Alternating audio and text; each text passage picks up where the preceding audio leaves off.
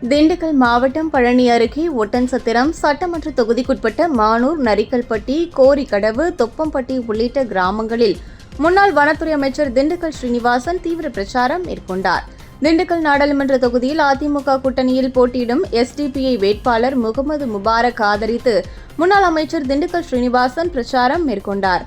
அப்போது பேசிய முகமது முபாரக், திமுக தேர்தலின் போது கொடுத்த 520 வாக்குறுதிகளில் ஒன்று கூட திண்டுக்கல் மாவட்டத்திற்கு இல்லை என்றும், அதேவேளையில் அதிமுக 139 தேர்தல் அறிக்கையில் 11 வாக்குறுதிகள் திண்டுக்கல் மாவட்டத்திற்கு உள்ளது என்றும், இதுதான் அதிமுக என்றும் தெரிவித்துள்ளார்.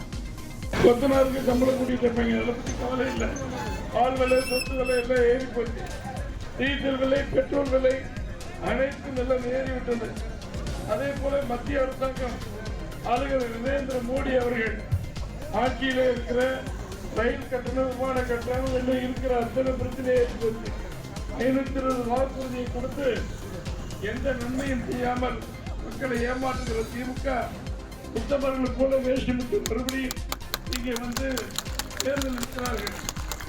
அவர்களுடைய பொய்யான முகமூடி இப்பொழுது போதைப் பொருள், கஞ்சா பொருள் கடத்தல் கொள்ளப்படுவது ஏறத்தாழ 690 கோடி 500 கோடி ரூபாயை நம்முடைய முதலமைச்சர்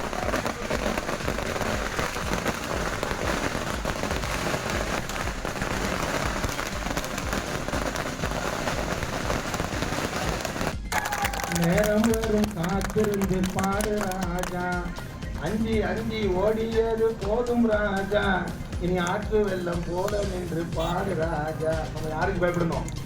யாருக்கும் பயப்படாமா? யாரா இருந்தாலும் யாருக்கும் பயப்பட வேண்டிய அவசியம் இல்லை. இன்றைய இறைவன் ஒருவனை தவிர வேற யாருக்கும் பயப்பட வேண்டிய அவசியம் இல்லை. நம்ம கையில எந்த, நம்ம மடியில கனவு இல்லை, வழியில எந்த பயமும் இல்லை. இன்றைய தினம் குறிப்பா திமுகவுடைய தேர்தல் அறிக்கையில் 520 விஷயங்களை பேசுறாங்க. ஒரு செய்தி கூட திண்டுக்கல்லை பற்றி இல்லை. ஆனால் அதிமுகவுடைய மாநில அளவிலான தேர்தல் அறிக்கை 133 விஷயங்களை பேசுது. அதுல 11 விஷயங்கள் திண்டுக்கல் மாவட்டத்தை பற்றி மட்டும் பேசப்படுகிறது என்று சொன்னால், அஇஅதிமுக எந்த அளவிற்கு திண்டுக்கல்லை பற்றி கவலைப்படுகிறது என்பது உங்களுக்கு புரியும். நம்மை பற்றி கவலைப்படுகிற அஇஅதிமுக வேட்பாளரை ஆதரிப்போம்.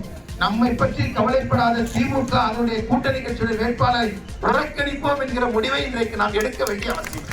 அதிமுக அமைச்சர்களோ அதிமுக நிர்வாகிகளோ சொன்னாங்களா, உங்களுக்கு நான் பரிசு தர்றேன், நீங்க ஓட்ட கொண்டு வாங்க என்று சொன்னார்களா கேட்டா இல்ல. இது ஒட்டன்சத்திரம் தொகுதியில் மட்டும்தான் வாக்குகள் கூவி கூவி விற்கப்படுகிறது. அதான் மிக முக்கியமான வாக்குகள் கூவி கூவி விலைக்கு விற்கப்படுவது ஒட்டன்சத்திரம் தொகுதியில் மட்டும்தான். ஆனால் எந்த அடிப்படை கட்டமைப்பு வசதிகளும்